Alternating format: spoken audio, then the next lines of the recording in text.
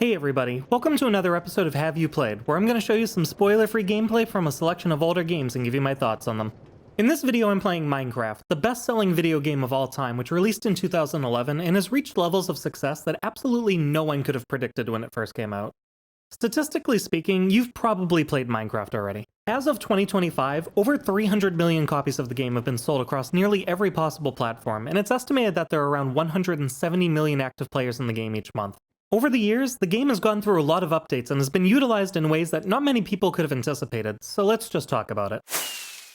Minecraft currently offers two different versions of the game, Java Edition, which is exclusive to computers, and Bedrock Edition, which is available on consoles and mobile platforms in addition to computers. Java Edition supports modding and has greater customization options, while Bedrock Edition is more optimized for performance and crossplay. As for modes of play, there's the standard survival mode, which sets you off on gathering resources, crafting tools, fighting off mobs, and managing your health and hunger. Creative mode, which removes all restrictions and grants you access to every item, the power of flight, as well as invincibility. And adventure mode, which is primarily used for user-created custom maps and limits how players can interact with the world. There's also spectator mode, which lets you fly around freely and silently observe your world, and hardcore mode, which is just survival mode cranked up to the max, and it'll lock you out of your world if you die, if you're playing without cheats on at least. Regardless of which mode you choose though, Minecraft offers near-complete freedom to play the way that you want to, whether that means speedrunning to the Ender Dragon or just building the best dirt shack in the world. In essence, Minecraft is a sandbox game in which you explore procedurally generated worlds filled with animals, monsters, and a wide variety of ecosystems and structures, and the game can be played solo or with others. Players can explore, mine for resources, set up farms, craft tools for the community, and build challenge courses, castles, or even entire cities. But nearly every game is going to start the exact same way, with you punching a tree to get some wood and making a crafting table so you can get your first set of tools. Each world is divided into three dimensions: the overworld, which is the main game world where you first spawn, the nether, a dangerous lava-filled underworld, and the end, a floating void where the Ender Dragon lies in wait. In addition to these three dimensions, there are dozens of biomes, from arid deserts to cherry blossom groves, each with their own unique resources and inhabitants. Of those inhabitants, you'll find friendly animals such as cows that can be farmed, wolves that can be tamed, and hostile creatures such as creepers and zombies that aim to ruin your day.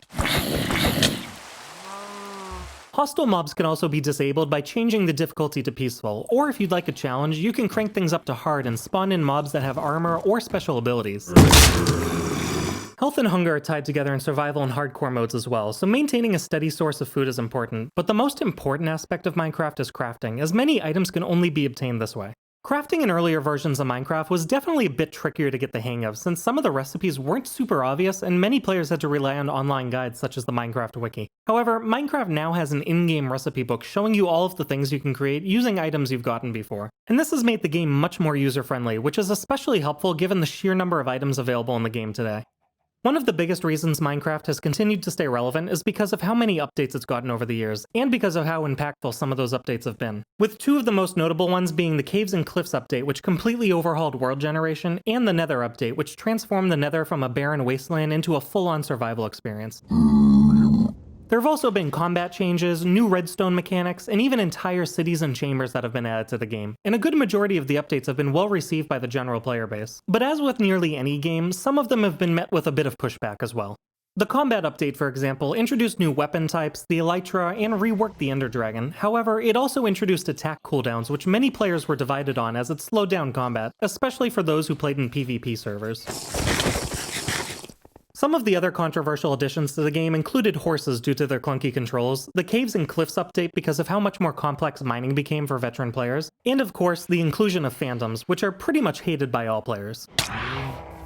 Of course, one of Minecraft's biggest strengths is its potential for creativity. Players have created some frankly incredible things within the game, from massive castles and realistic cities to pixel art museums, complex parkour courses, and fully functional RPG maps.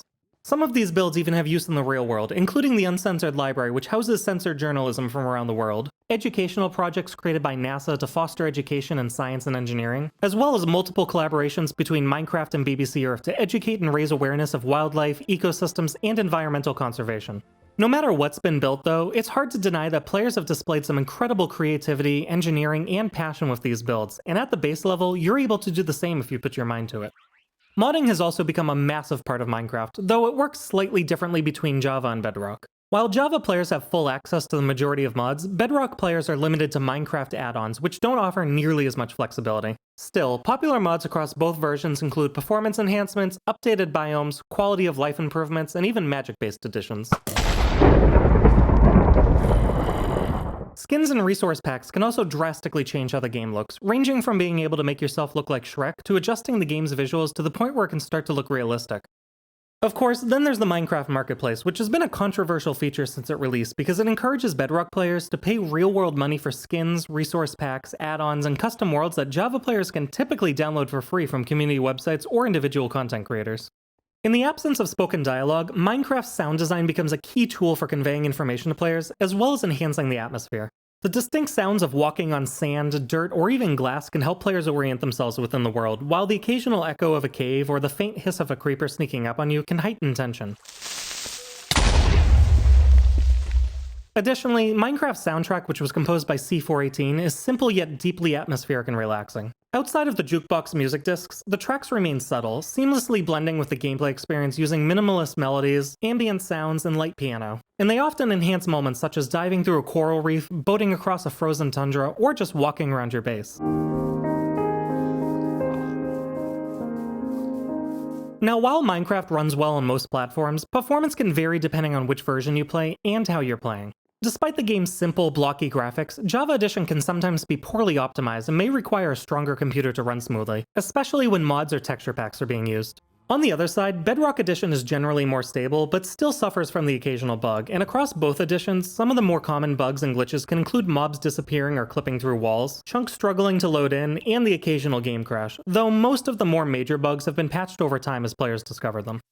At the end of the day, Minecraft is a simple concept with a lot of creative flexibility, and what people have done with it is nothing short of incredible. Beyond inspiring other sandbox games like Terraria, Minecraft has had a huge cultural impact, to the point where Steve was added to Super Smash Bros. Ultimate and a live-action film was put into development. And with continuous updates, an active community, and infinite creative potential, Minecraft remains one of the most enduring games ever made. As always though, this is just my opinion. Whether you're still building dirt houses or you've built an entire city for you and your friends to live in, let me know in the comments what you think of Minecraft. Thanks for watching, and I'll see you guys next time.